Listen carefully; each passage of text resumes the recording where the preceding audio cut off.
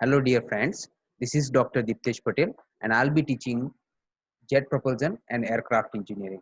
This is lecture 3 of principles of jet propulsion, and in this lecture I'm going to cover topics such as turbojet engine with afterburner and various terms of turbojet engine. So let's begin with the turbojet engine with afterburner.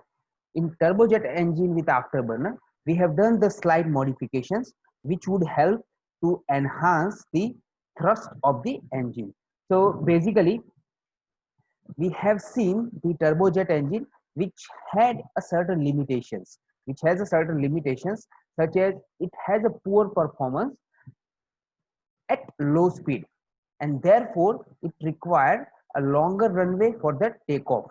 Now to overcome these problems, we have an modifications of turbojet engine with afterburner where additional fuel supply lines has been provided to enhance the thrust.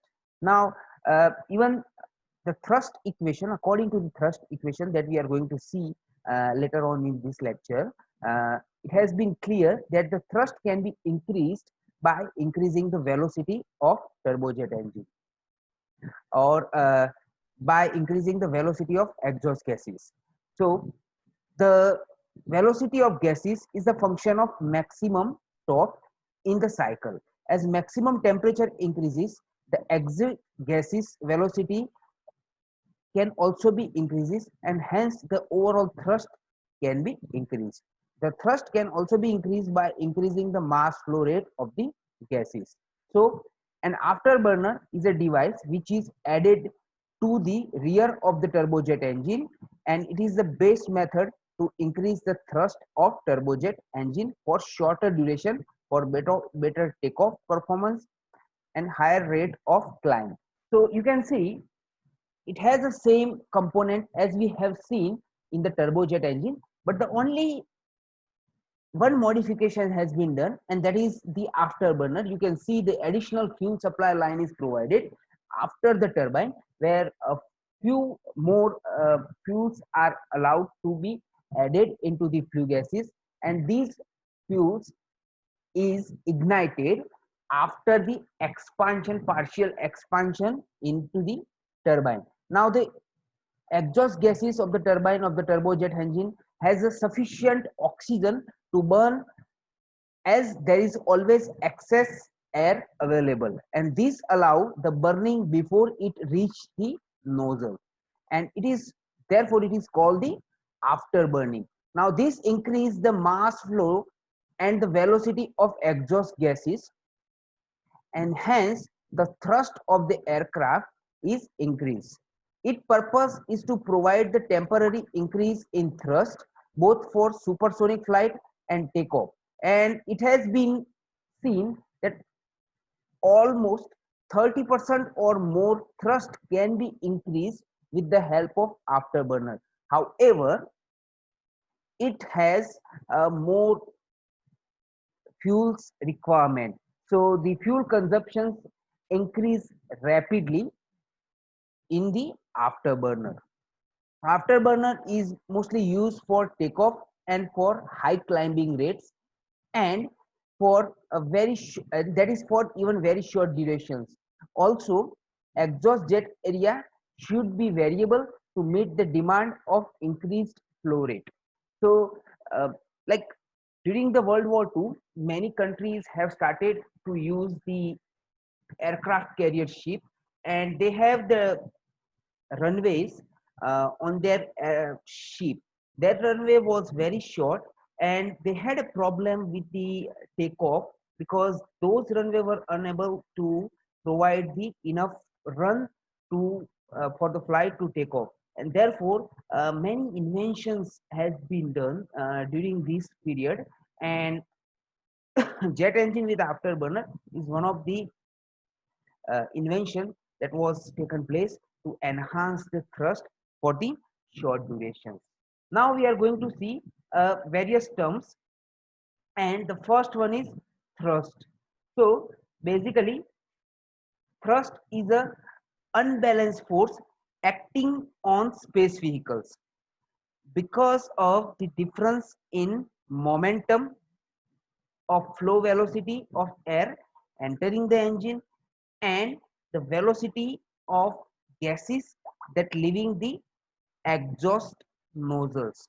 So according to Newton's second law of motion, thrust is equal to, it has been denoted as a capital T. Thrust is equal to, inside the bracket, ma plus mf into cj minus ma into ca, where cj is the velocity of gases leaving the nozzle, ca is the velocity of air entering the nozzles, ma is a mass of air, and mf is a mass of fuel which has been supplied to the engine. Now this equation can be further written as, excuse me,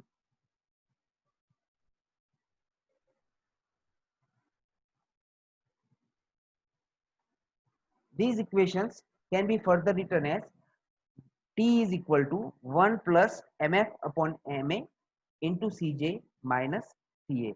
Since the air fuel ratio used in aircraft is very high, let's neglect the mass of fuels, and the mass flow rate of exhaust gas is almost same as of the air entering into the engine. So let's neglecting the mass of fuels, we can write down thrust is equal to ma inside the bracket Cj minus Ca.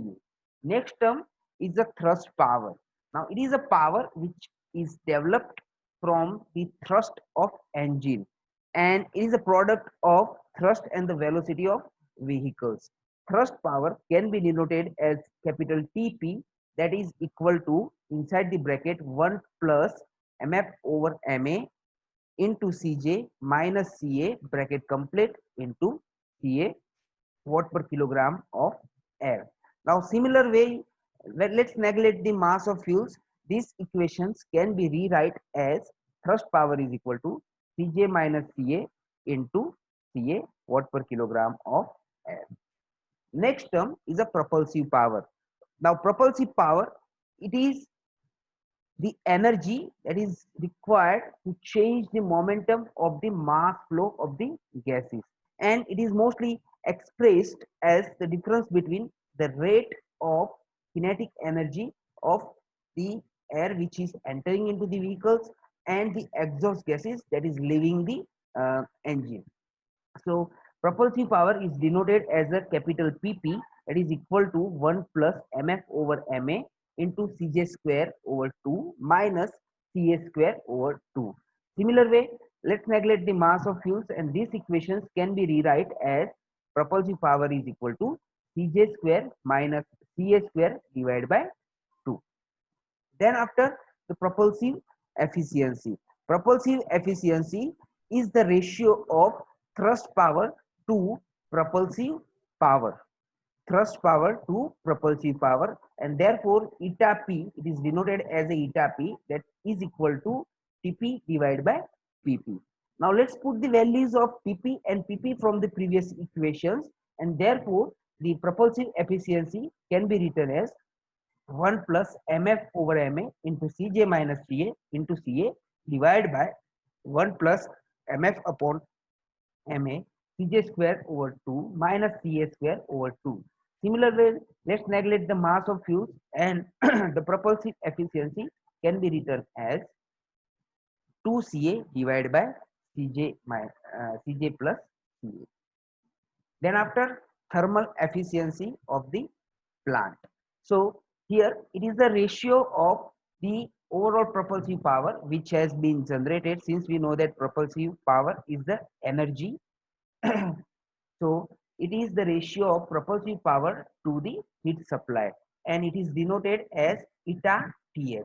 So eta Th is equal to propulsive power Pp divided by Qs, and therefore it can be written as P inside the bracket 1 plus mf upon ma Cj square divided by 2 minus Cs square divided by 2 divided by mf upon ma into Ca. Now let's neglect the mass of fuels, and these equations can be written as ma inside the bracket Cj square minus Ca square divided by 2 mf into Cv.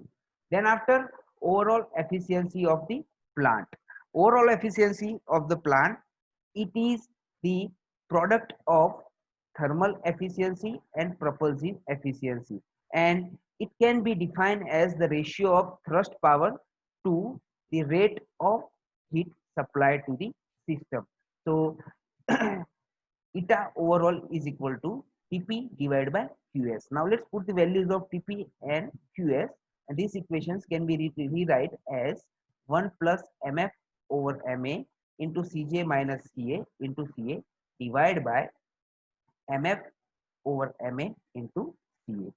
Let's neglect the mass of fuels, and these equations can be reduced to ma inside the bracket Cj minus Ca into Ca divided by mf into Cv.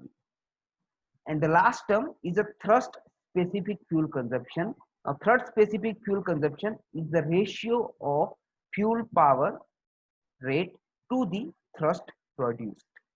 So therefore, thrust SFC can be written as mf upon ma inside the bracket Cj minus Ca. Alright, that's all for the now. If you have any doubt, you can write down in the comment box. Thank you very much.